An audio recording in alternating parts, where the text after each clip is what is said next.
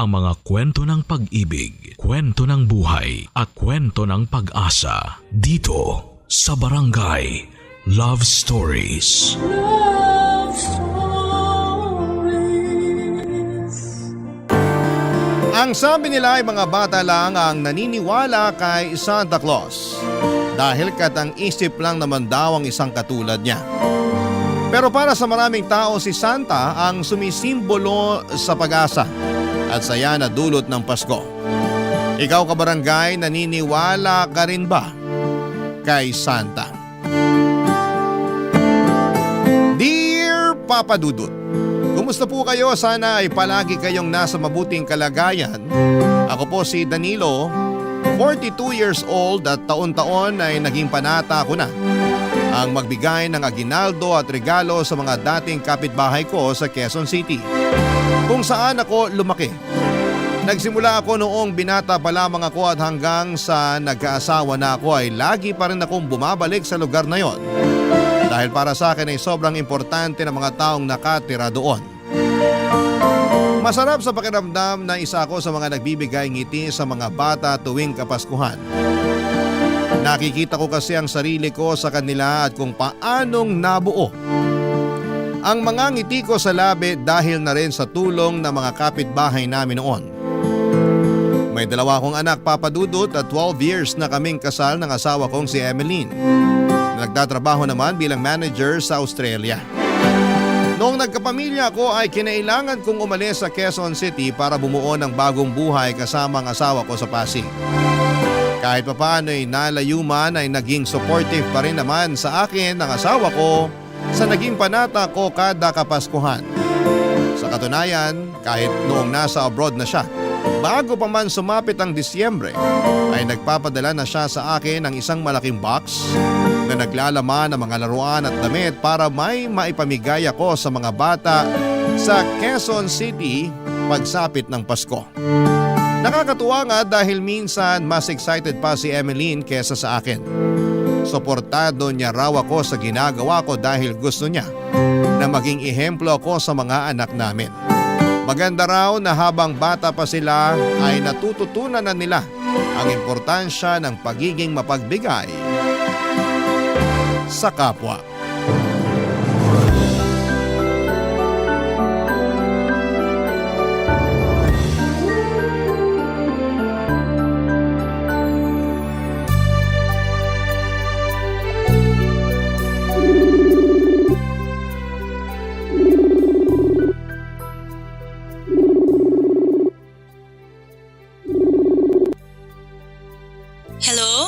Hello Emeline, may dumating na package dito sa bahay. Ito na ba yung sinasabi mo na pinadala mo? Dumating na ba yung package?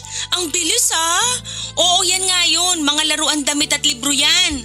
Pwedeng panregalo sa mga batang binibisita mo sa QC tuwing Pasko. Ang aga mo naman yata magpadala ngayon.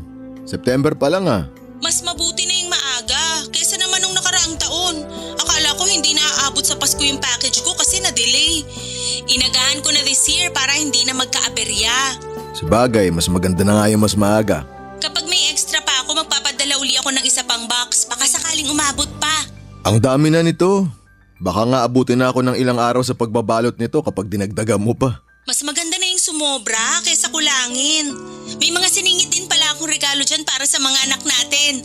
Itago mo na lang para hindi nila makita. O sige, problema ko nga ngayon kung saan ko ilalagay itong mga to eh. Ang dami. May bagong bukas kasi na dollar store dito sa amin.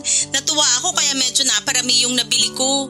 Alisin mo na lang yung mga pagkain dyan sa box tapos iwan mo yung mga laruan. Saka mo na lang ilabas kapag malapit na yung Pasko. Marami-raming gift wrapper ang kakailanganin natin dito. Hindi mo na kailangan bumili ng gift wrapper. May siningit na rin ako dyan sa box. Talaga? Galing naman ang asawa ko. Talagang nai-prepare mo lahat Ako pa ba? Check mo nga ng maigi kung kumpleto. Baka mamaya kulang-kulang na pala yan. Gagawin ko mamaya kapag tulog na yung mga bata. Baka makita nila yung regalo nila hindi na sila masurprise sa Pasko. Anong oras na ba dyan? 5:00 pa lang ng hapon dito. Ganun ba? 8:00 na ng gabi dito eh. Matutulog na ako maya-maya kasi maaga papasok ko bukas. Kumain ka na ba?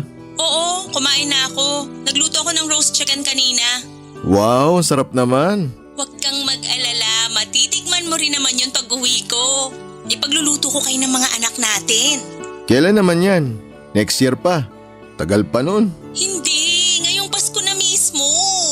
Teka, ngayong December? Matutuloy ka na umuwi ngayong taon? Oo, na-approve na yung leave ko. Talaga? Mabuti naman kung ganun. Nako, sure ako, matutuwa yung mga bata kapag nalaman nila na makakauwi ka pala this year. Huwag mo na munang sabihin sa kanila. Gusto ko silang i-surprise pagka uwi ko. O sige, ikaw ang bahala. Hindi ko sasabihin sa kanila. Mabuti yan. At least mararanasan mo ulit na magpasko dito sa Pinas. Kaya nga eh. Tsaka na-miss ko na rin yung ginagawa mong pa-Christmas party sa mga bata. Gusto ko join this year kaya ginawan ko talaga ng paraan para makauwi ako. Magtatagal ka ba rito? Isang linggo lang yung na-approve na vacation leave ko eh. Baka hanggang Christmas lang ako. Babalik din agad ako bago mag-New Year. Ah, sandali lang pala. Akala ko pa naman makakasama kita sa bagong taon. Hayaan mo na. Mas importante yung magkakasama tayong pamilya sa Pasko. Tsaka yung Christmas party nga yung habol ko, diba? Bigla tuloy ako na-excite. Sana December na para makauwi ka na. Mabilis lang naman ang mga araw eh. Tingnan mo, bukas di mo na mamalayan, December na pala. Gusto mo bang kausapin yung mga bata? Nandyan ba sila? Nandun sila sa sala gumagawa ng assignment nila. Sandali, tatawagin ko lang. Wag na, hayaan mo na lang muna silang mag-aral. Tatawag na lang ako uli mamaya bago ako matulog. Maliligo muna ako. Okay, sige, sakto. Magluluto pa lang ako ng hapunan namin. Okay, tawag na lang ako mamaya. Bye-bye! Bye! Tuwing besperas ng Pasko ay katuwang ang mga taga-barangay ay maaga akong nagpupunta sa Quezon City sa mismong kalye kung saan ako lumaki para mag-set up sa taunang Christmas party na hino-host ko. Nasanay na nga ang mga tao doon kahit wala akong abiso ay may mga tent nang nakaredy sa covered court nila dahil expected na nilang magkakaroon ng Christmas party doon. Kung tama ang tansya ko ay mahigit 15 taong ko na rin ginagawa ito, Papa Dudut. Kaya parte na talaga ito ng buhay ng bawat isa sa amin.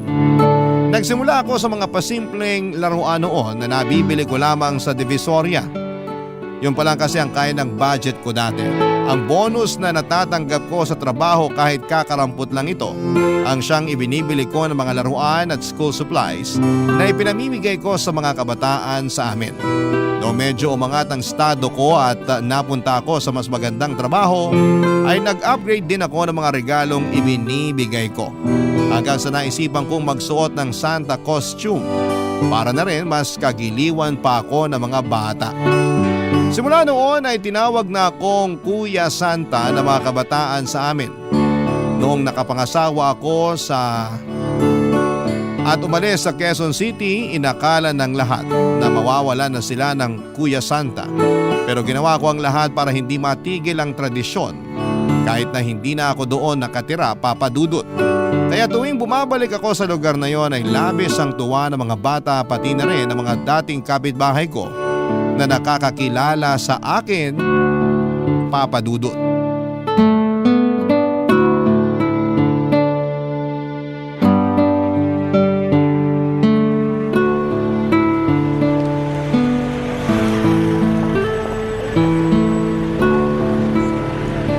Dito na ba yun?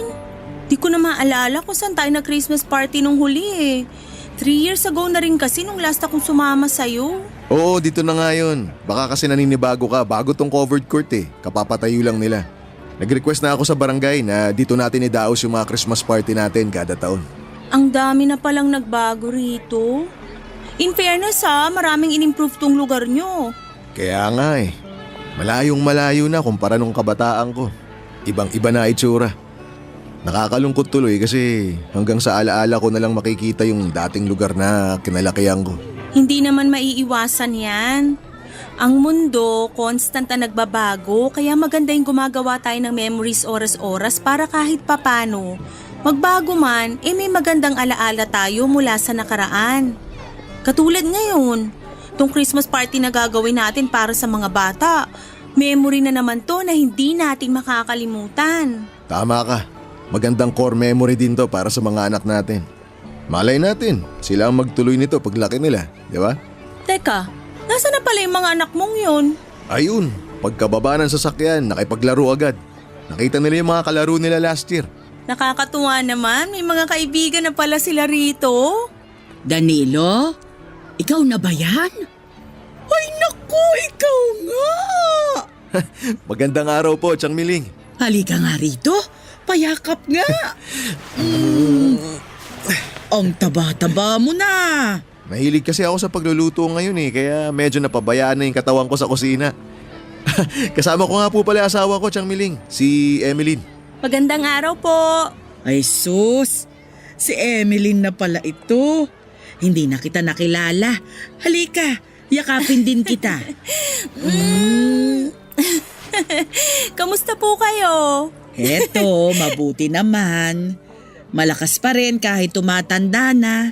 Dito ka na ba ulit sa Pilipinas? Hindi po, nagbabakasyon lang po ako. Aalis din siya bago mag-New Year, Chang. 1 linggo lang daw siya magbabakasyon dito. Hindi ka magbabagong taon dito? Hindi po pinapili ako sa trabaho kung Christmas o New Year. Christmas na lang yung pinili ko para makasama ako rito sa Christmas party ngayon. Di rin kasi pwedeng iwan yung trabaho ko kahit holiday. Ay ganun ba? Ay kailan ka pa dumating? Nung makalawa pa po. Namiss mo siguro ang Pasko rito sa Pinas, ano? Opo, sobra. Ibang-ibang Pasko dito kaysa sa Australia. Mas masaya kaya rito. Ay, Chang, kanino pala pwede magpatulong para maset up na natin tong lugar para sa Christmas party natin mamayang hapon? Sandali, magpapatawag ako ng tanod sa barangay. Ano bang kailangan gawin? Magde-decorate po muna kami ni Emeline, pero yung sound system, Chang, patulong kami na ikabit. Okay, sige. Pupunta ako dun sa barangay para magtawag ng tulong. Marami-rami din kasi itong regalo na dinala namin, Chang. Maraming inuwing pasalubong si Emeline Opo, marami rin po akong dalang pasalubong para sa inyo. Talaga? Naku, salamat. Kaninang umaga ko pa talaga kayo inaabangan Alam nyo ba na makailang beses na akong nagpabalik-balik dito para tignan kung nandito na kayo? Hindi po ba kayo nabisuhan ni Danilo? Naku, Danilo, dapat nag-a-update ka kay Chang Miling. Wala namang cellphone si Chang Miling, kaya hindi ko rin siya makontak. Wala. Dapat binilan mo. Paano na kung may emergency? Paano kanya tatawagan? Tanong mo kay Chang kung bakit wala siyang cellphone. Ay naku, ayoko. Hindi ako marunong yan. Binigyan ako ni Danilo ng cellphone pero ibinalik ko rin. Natatakot akong gumalaw ng ganyan. Baka kung ano pang mapindot ko. Paano kayo nakokontak ni Danilo kapag may binibigay siya sa inyo? Yung kapitbahay namin ang tinitext niya. Minsan siya na mismong nagpupunta rito para dalawin ako. Medyo naging madalang na ngayong taon kasi lumalaki na rin ang mga anak niyo. Masyado na itong busy sa buhay. Kailangan niyo pong aralin kung paano gumamit ng cellphone para makatawag kayo kapag may kailangan kayo. Naku, wag na. Mahina na ang mga mata ko para sa ganyan. Huwag mo na siyang pilitin. Ako nga di ko napilit na mag-cellphone si Chang Miling Tara na, mag-setup na tayo. Nandyan na yung mga bata Nakaamoy na agad sila. O sige, sasaglit lang ako sa barangay para magtawag ng tanod. Sige po, balik po kayo agad.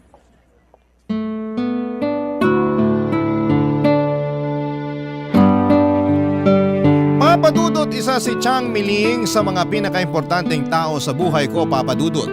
Kapitbahay namin siya noong bata pa lamang ako at hindi na siya nakapangasawa at tumanda na lamang na dalaga kaya mag-isa na lamang siya sa buhay ngayon. Malaki ang naging parte ni Tia Miling sa buhay ko dahil kung hindi sa kanya ay hindi ko maaabot ang buhay na meron ako ngayon. Natatandaan ko pa nga na noong bata pa lamang ako ay merong masayang pamilya sina Tiang Miling. May 2 siyang kapatid at baldadong ina na siyang inaalagaan niya. Siya ang bunso sa kanilang magkakapatid at walang tinapos at tanging pagtitinda lang ng gulay ang naging hanap buhay niya.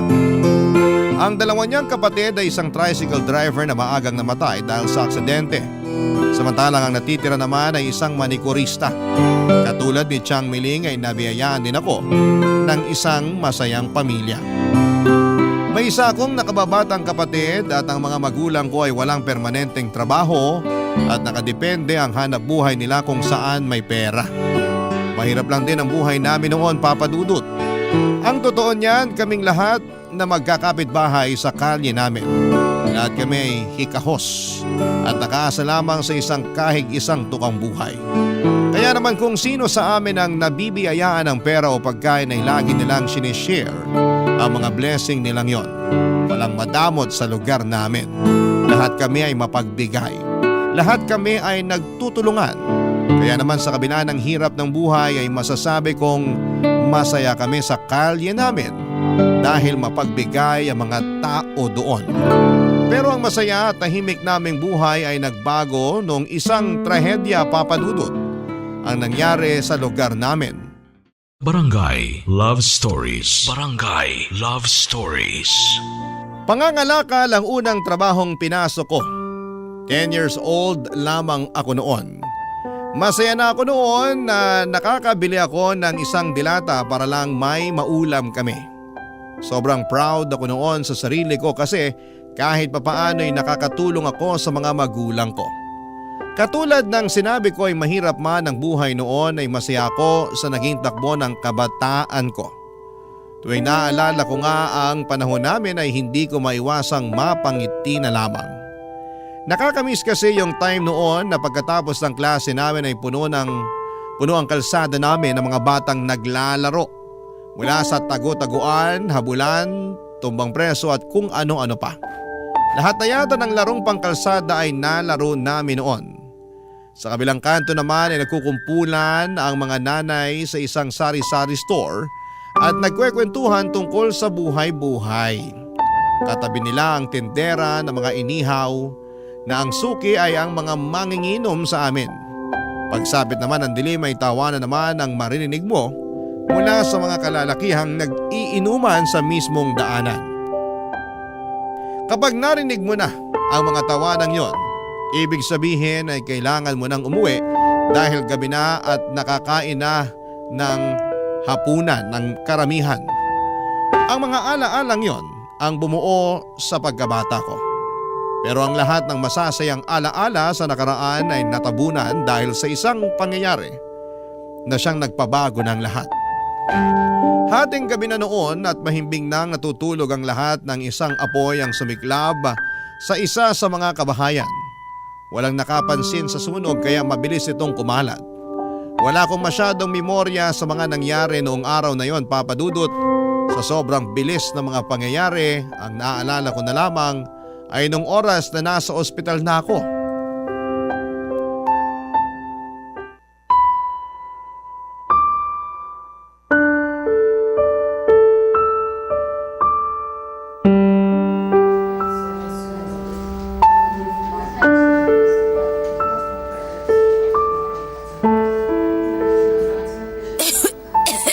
Danilo?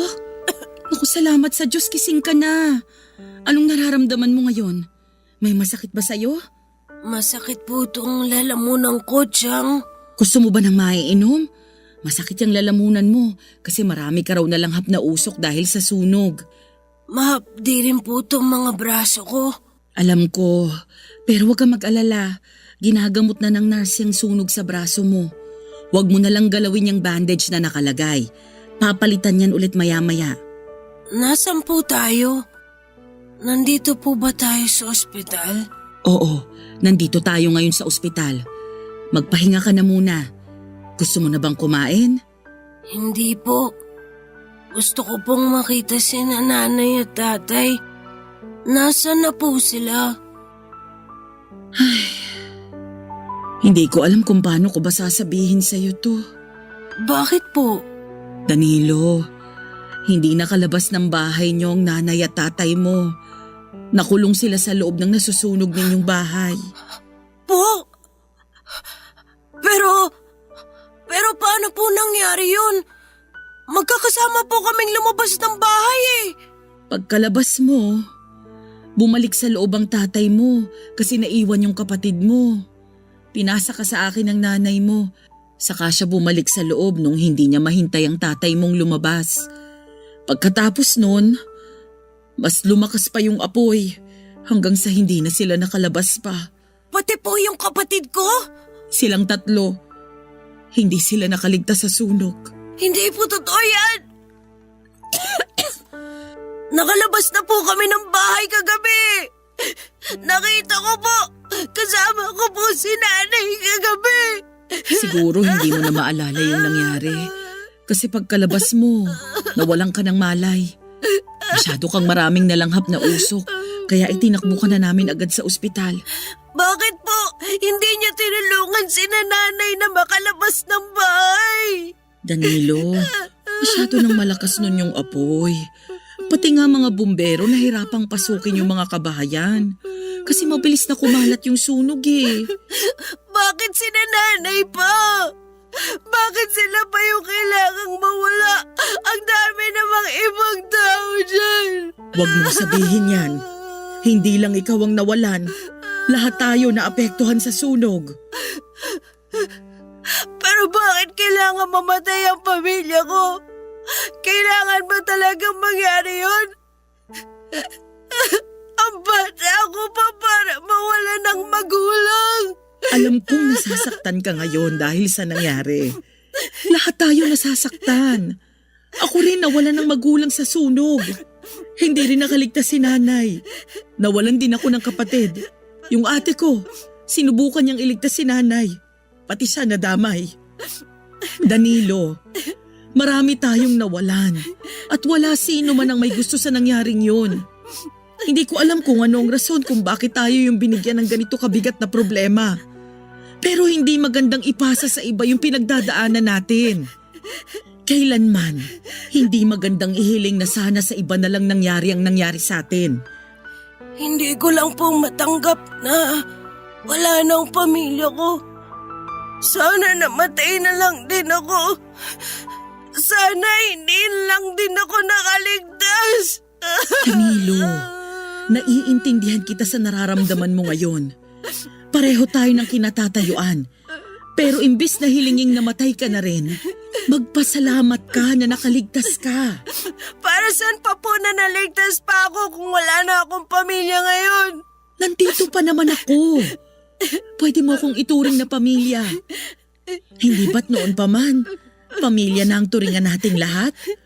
Lahat tayong magkakapit-bahay, sabay-sabay tayong babangon. Lahat tayo, maghihilahan pataas para makabawi sa trahedyang to. Nawalan tayo ng kadugo, pero hindi tayo nawalan ng pamilya. Yan ang lagi mong tatandaan.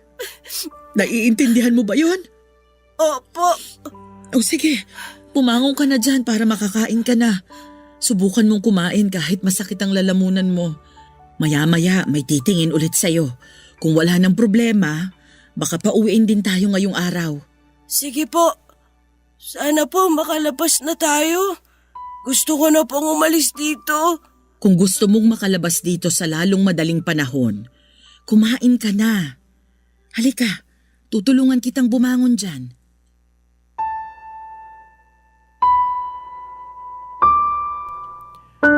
Ang pangyayaring yon sa buhay ko ay nanatili sa akin hanggang sa pagtanda ko dahil na rin sa burn marks sa katawan ko na lagi nagpapaalala sa akin sa malagim na parteng yon ng buhay ko.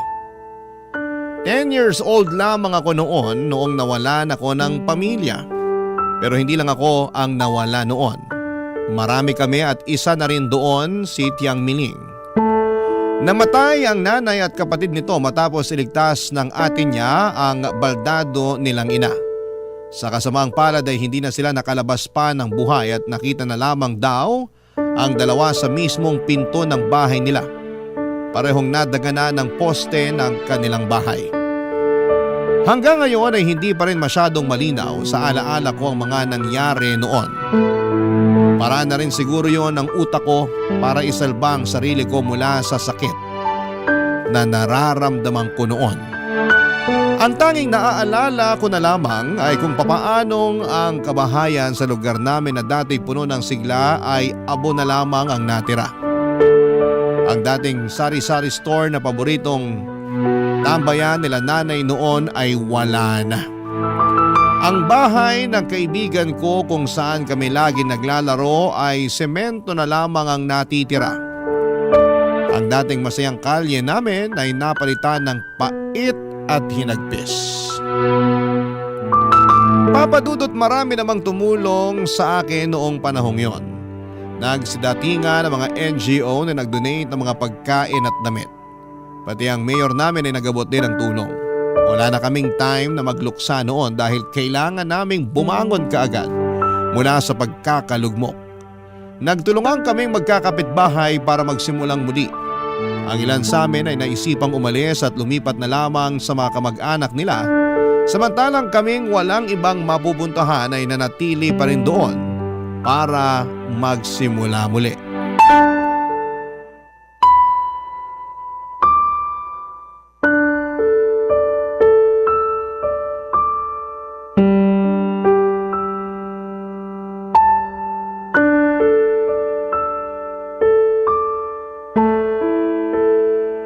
O Danilo, bakit hindi mo pa ginagalaw yung pagkain mo? Ayaw mo ba sa ulam? Hindi po ako gutom, Chang. Bakit naman? Kailangan mong kumain, ang payat-payat mo na oh. Wala po akong gana eh. Bigla ko lang po kasing namisin na nanay at tatay. Pati na rin po yung kapatid ko. Normal lang makaramdam ng ganyan. Maski ako rin naman, namimiss ko rin yung nanay ko eh. Parte yan ng pagluluksa. Pero ang hindi maganda ay yung naaapektuhan na yung buhay mo dahil sa pagkawala ng mga taong mahal mo. Akala mo ba hindi ko napapansin? Napakonti-konti na lang yung kinakain mo? Minsan nahuhuli din kitang tulala, walang imik. Nasaan na yung dating Danilo na makulit at madaldal? Hindi lang po kasi maalis sa isip ko yung tanong kung bakit ako lang yung natira sa pamilya namin. Hindi ko rin alam ang sagot dyan. Pero alam ko na mabait kang bata at karapat dapat ang pangalawang buhay na ipinataw sa iyo ng Panginoon. Hindi mo responsibilidad yung nangyari. Hindi mo makukontrol yung buhay ng mga tao sa paligid mo. Nandito ka, buhay na buhay, dahil iniligtas ka ng mga magulang mo. Siguro, yun yung rason kung bakit ka pa nabuhay. Nandito ka kasi gusto ng mga magulang mo na mabuhay ka pa ng matagal. Paano niya po nagagawa yun? Nagagawa ang alin? Maging masaya. Kahit na pati kayo namatayan din. Hindi ko po kayo nakitang umiyak. Hindi ko po kayo nakitang naging malungkot. Kung inaakala mong hindi ako malungkot, nagkakamali ka. Nagluluksa rin ako ngayon kahit na ilang buwan na yung lumipas. Pero sa ibang paraan nga lang.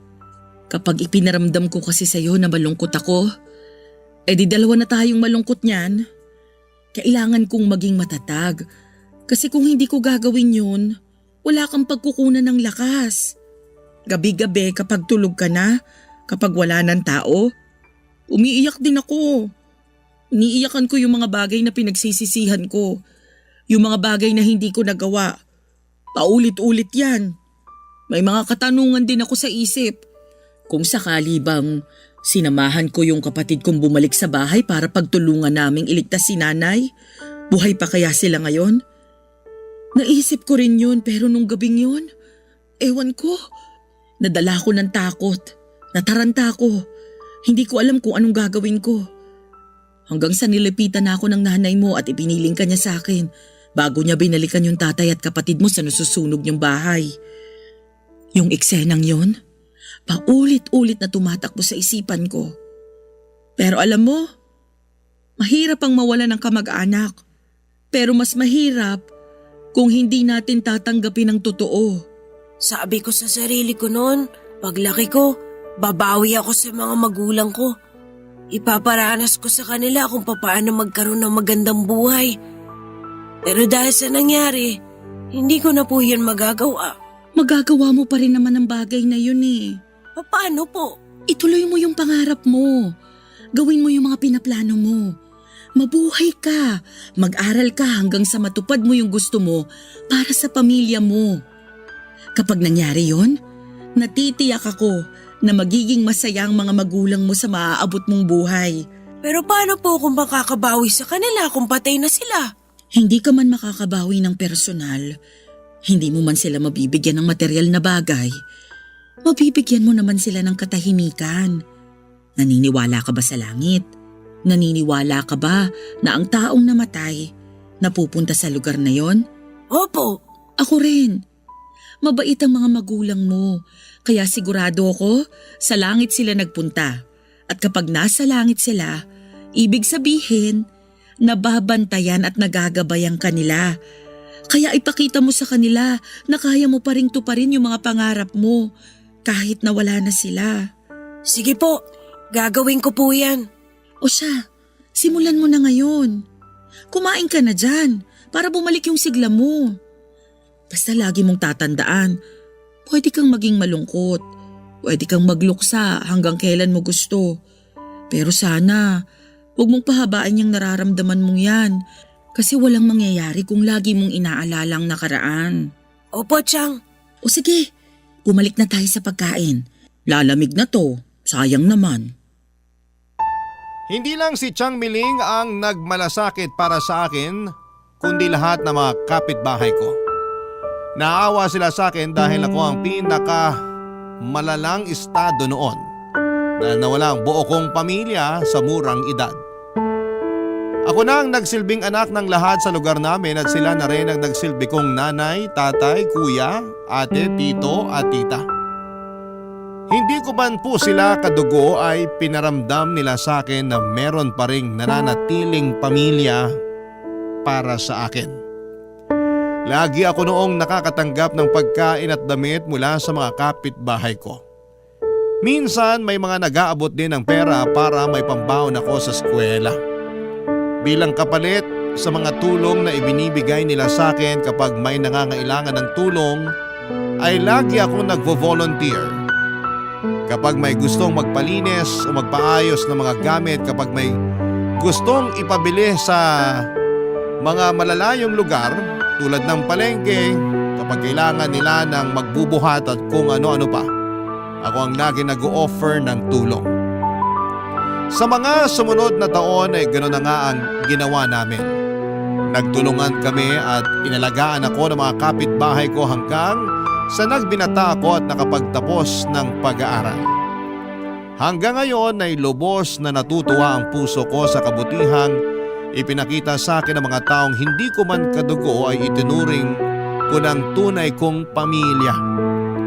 Habang buhay kong tatanawin, na utang na loob ang mga bagay na ginawa nila sa akin at habang buhay kong pagbabayaran, Papa Dudut, ang utang na loob na yon. Barangay Love Stories. Barangay Love Stories. Papa Dudut, noong nakapagtapos ako ng pag-aaral ay sinikap kong makapaghanap ng trabaho. Tumanda na noon si Tiang Miling kaya naisip ko na sa pagkakataong yon ay ako naman ang magbabalik ng pabor sa kanya para malagaan ko siya. Tirikma ng araw ay araw-araw kong nagpapasa ng resume sa mga establishments na mayroong job offering. Hindi na ako namimili noon, maliit man o malaki ang trabaho ay nag-a-apply ako para magkaroon agad ng trabaho. Kaya naman kung ano yung unang nag-offer sa akin ng trabaho kahit na hindi akma sa tinapos ko ay kinuha ko kaagad ito. Hindi na po ako nakapag-asawa o hindi na po nakapangasawa si Tiang Miling. Ang rason nito ay hindi na raw niya kailangang mag-asawa pa. Dahil meron na siyang itinuturing na anak at ako po yun, Papa Dudut. Mas maganda raw na sa akin na lamang niya ibigay ang lahat ng oras at sakripisyo niya dahil alam niyang merong magandang kinabukasan na nag-aantay para sa akin. Nagtrabaho po ako bilang isang factory worker, mahirap ang trabaho doon dahil bawal ang papatay-patay. Kabilaan din kasi noon ang mga natatanggal sa trabaho kaya kapag hindi maganda ang trabaho mo, malaki ang tsansang maalis ka sa pwesto. Kaya naman ginawa ko noon ang lahat kahit pagod ay hindi ako nagreklamo. Hinding-hindi ko makakalimutan ang sayang naramdaman ko noong natanggap ko na ang kauna-unahang kong bonus. Binilhan ko noon si Tiang Miling ng masarap na ulam at ang natira ay naisipan kong ipamigay sa mga bata sa lugar namin. 20 pesos na malulutong na papel ang ipinamahagi ko sa mga bata. Sa sumunod na taon ay binalikan ako ng mga bata para humingi ulit ng aginaldo nila hanggang sa nakasanay na nilang humingi ng pamasko sa akin tuwing sasapit ang Kapaskuhan.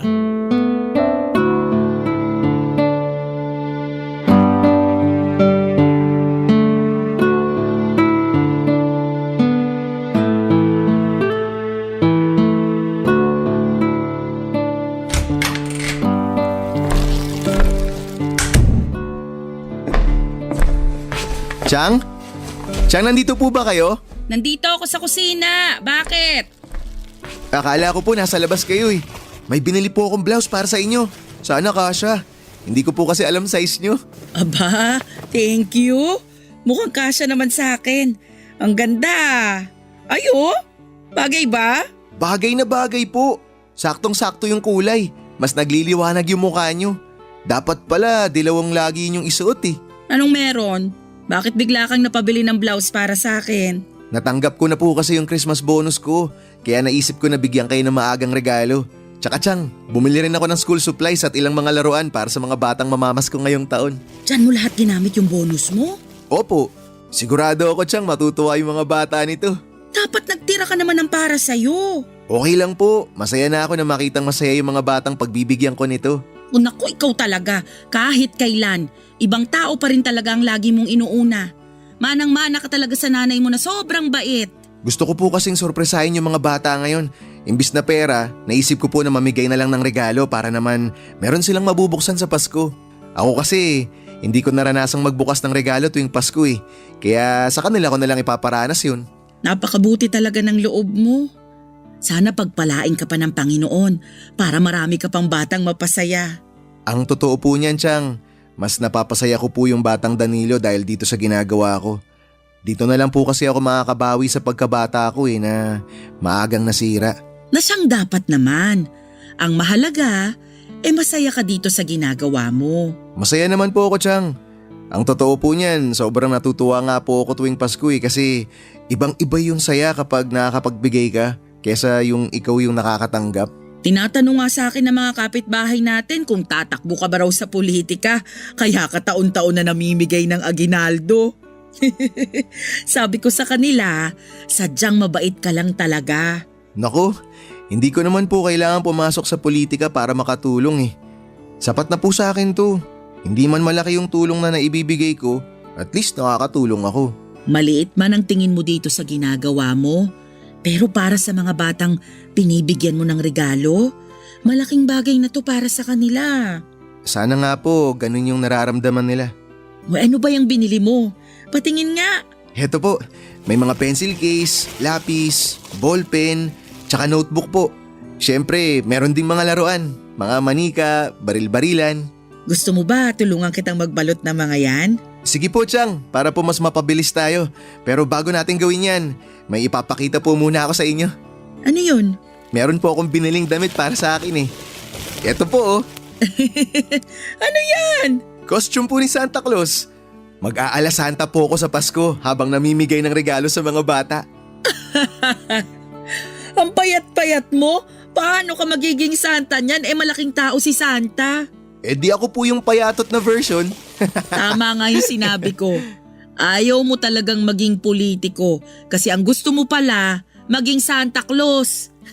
Naisip-isip ko po kasi Chang mas maganda eh. Kasi si Santa inaabangan. Natutuwa yung mga tao sa kanya. Nagbibigay siya ng saya at saka pag-asa sa mga tao. Kesa naman sa mga politiko na tao ang lumalapit sa kanila. Si Santa, siya mismo ang lumalapit sa mga tao. Tama nga naman. Naku, sigurado matutuwa ang mga bata niyan kasi magkakaroon sila ng Santa ngayong Pasko. Ako nga rin po excited na. Edi simulan na nating magbalot para maayos na natin yung ibibigay mong regalo. Sige po, pero Chang, pwede bang kumain po muna tayo? May binili akong ulam. Sige. Nakapagsaing naman ako. Amin na yan at ipaghahain kita ng makakain. Salamat po. Hanggang sa naging tradisyon na nga po sa lugar namin ang palarong ginagawa ko at pamimigay ng regalo sa mga bata tuwing Pasko. Ginawa ko yon bilang balik na rin sa mga kapitbahay ko noon na nagtutulong-tulong para palakihin ako ng maayos.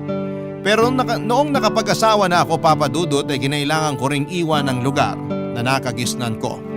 Minsan ay darating talaga tayo sa buhay natin kung kailan kailangan nating umalis para magkaroon tayo ng growth at mahirap bang iwan ang lugar na minahal ko. Ay kinakailangan kong gawin ito dahil tatapak na ako noon sa panibagong parte ng buhay ko. Sa Pasig po kami tumira ng asawa ko na si Emily. Doon na rin rin kami bumuo ng sarili naming pamilya, nakwento ko sa asawa ko noon ang tungkol sa taunang Christmas party na ginagawa ko sa QC. Nagustuhan niya ang ideyang yon kaya pinilit niya akong ituloy ang ginagawa ko kahit nasa ibang lugar na kami. Kawawa rin daw kasi ang mga bata kapag bigla ko na lamang itinigil ang ginagawa ko. Kaya ang ginawa namin ay nagtulungan kami ni Emeline para maipagpatuloy ang tradisyong nasimulan ko. Sa mga sumunod na taon ay ginaya ako ni Emeline. Tuwing nakakatanggap siya ng bonus sa trabaho ay nagtatabi rin siya para may pandagdag sa pambili ng mga regalong ibinibigay namin sa mga bata. Noong nag-abroad siya ay siya na mismo ang nagpapadala ng mga regalo dahil marami raw mura at magagandang laruan na nabibili sa Australia. Ang problema nga lang Papa Dudut ay makalipas ang ilang taon. Dumating kami sa puntong kinailangan na naming tumigil sa ginagawa namin dahil tatapak na naman ulit kami sa panibagong yugto ng aming buhay.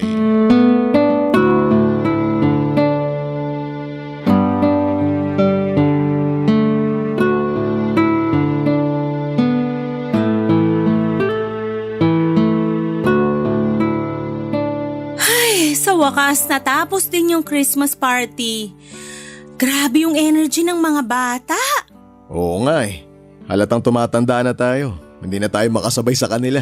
Hindi talaga mauubusan ng lakas yung mga batang yan. Pinaghandaan nila tong araw na to eh. Kung sa bagay, once a year lang kung mangyari to kaya dapat lang talagang pinaghahandaan. Nakakatuwa nga eh. Kasi pati yung mga bata na hindi taga rito, dumayo rin para lang makilaro. Sikat na kasi ang pa-Christmas party mo, kaya pati sa ibang lugar inaabangan ka. Mas lalo na ngayon na mga imported pa yung mga pinamimigay ninyo. Agawan sila sa mga tsokolate. Pati nga matatanda nakikipag-agawan rin. Wala na tuloy natira para sa akin. Naku, Chang, wag kayong mag-alala. May tinabi akong isang bag ng chocolate para sa inyo. Sabi ni Danilo, paborito niyo yung chocolate na may peanut butter? Marami pa nun sa kotse. Talaga? Yun din yung pinilahan ko kanina habang namimigay kayo. May isang piraso naman akong nakuha kahit papaano. May nakatago talaga para sa inyo, Chang. Hindi lang isang piraso, kundi isang buong paper bag pa. Naku, sasakit na naman ang ngipin ko niyan. Okay lang yun, Chang. Wala namang kayong ngipin eh. Ikaw talaga? Napakapilyo mo. Huwag mo naman akong ibuko sa asawa mo na puro postiso na lang tong ngipin ko. Nga pala, Chang, ano pong plano niyo mamayang gabi? May kasama po ba kayong magno-Noche Buena? Meron. Doon ako kinakagawad. Inimbitahan nila akong kumain doon mamaya. Doon talaga siya kinakagawad nagpapasko at bagong taon. Ayaw niyang sumama sa akin eh. Ayaw daw niyang iwan yung bahay. Baka malooban daw kapag nakitang walang taong nagbabantay. Ganun ba? Ayaw niyo po bang sumama sa amin ngayon? Para naman makasama namin kayong mag-Noche Buena mamaya. Naku, wag na. Maaabala ko pa kayo sa paghatid sa akin pabalik. Ibibigay ko na sa inyo itong gabing to para sa inyong pamilya. Eto namang si Chang parang hindi pamilya. Ikaw na nga yung pamilya ko simula pagkabata ko, di ba? Kaya dapat kasama ka rin namin mamaya para buo tayo. Tsaka napaka-importante po ng gabing to para sa amin. Opo, Chang, kaya kailangan samahan niyo kami ngayong gabi. Bakit? Ano bang meron mamayang gabi? Hay, sasabihin ko na ba? Sasabihin ng alin? Chang, may ibabalita po sana kami sa inyo eh. Ano yun? Ikaw na magsabi, Emeline. Chang, baka ito na po yung huling Pasko namin dito. Ha? Bakit naman? Nilalakad ko na po kasi yung papel ni Danilo tsaka ng mga bata. Lilipat na po kaming pamilya sa Australia. Ano? Aalis na kayo rito sa Pinas? Mas marami pong opportunity doon kaysa dito eh. Kaya naisip namin ni Danilo na doon na lang manirahan para na rin sa future ng mga anak namin. Paano na yung mga bata dito? Wala nang darating na Santa para sa kanila tuwing Pasko. Bale, Chang, napag-usapan na po namin ni Emeline yan. May ikipag-coordinate na lang po kami dito sa barangay para sila na magpa-Christmas party kada Pasko. Magpapadala na lang po kami ng pera o regalo o kung ano man para maitawid yung tradisyon taon-taon. Naku, wag! Huwag kang magtitiwala sa mga tao rito. Yung ibibigay nyo sa kanila, mapupunta lang sa bulsa nila yan. Hindi nila yan gagamitin para sa mga bata. Naku, maniwala kayo sa akin. Hindi ka na nasanay sa kalakaran dito sa bansa natin? Yun na lang po yung tanging paraan para mapagpatuloy namin yung tradisyon na to eh. Ako na lang. Ako na ang papalit sa'yo. Mas mapagkakatiwalaan mo ko. Ako ang magiging santa sa susunod na taon. Huwag kayong mag-alala. Talaga po, Chang? Ayos lang sa inyo? Oo, akong magpapatuloy sa tradisyon na sinimulan natin. Actually, mas magandang idea nga yan. Oo nga, ang ganda ng naisip nyo, Chang.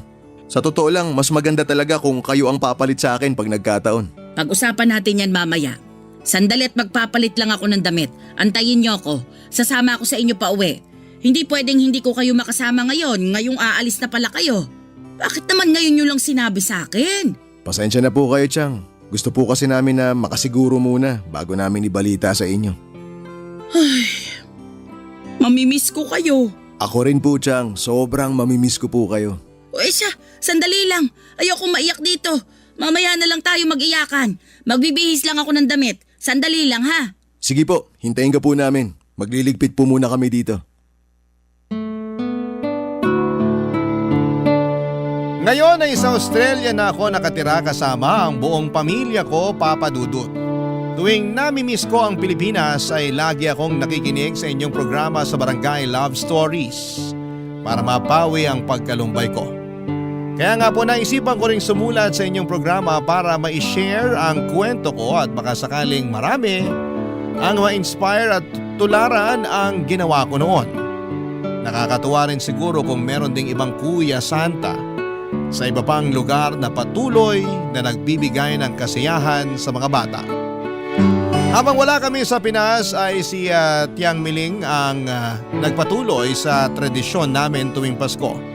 Wala nang Kuya Santa nila pero nananatili naman si Lola Santa. Hindi rin namin pinabayaan si Tiang kahit na nasa Australia na kami. Buwan-buwan ay nagpapadala ako ng pera sa kanya dahil katulad ng sinabi ko ay habang buhay kong ibabalik ang utang na loob ko na nakuha ko mula sa kanya noong bata pa lamang ako. Nangako ako sa kanya na ako nang bahala sa kanya hanggang sa tumanda siya kaya wala siyang dapat na ipag-alala. Sa ngayon, Papa Dudut, ay patuloy ang pag-iipon namin ni Emeline para mapagandaan ang bakasyon na gagawin namin one of these days. Nais naming itaon sa December ang bakasyon namin para naman maranasan ulit namin ang Pasko sa Pinas. Papa Dudut, maraming salamat po.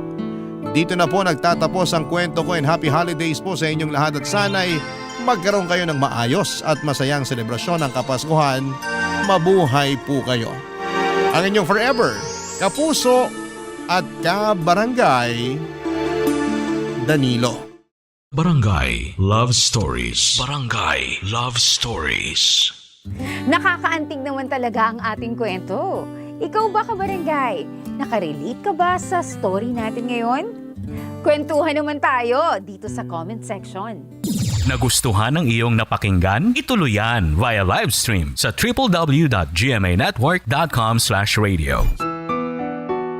Barangay LS 97.1 forever.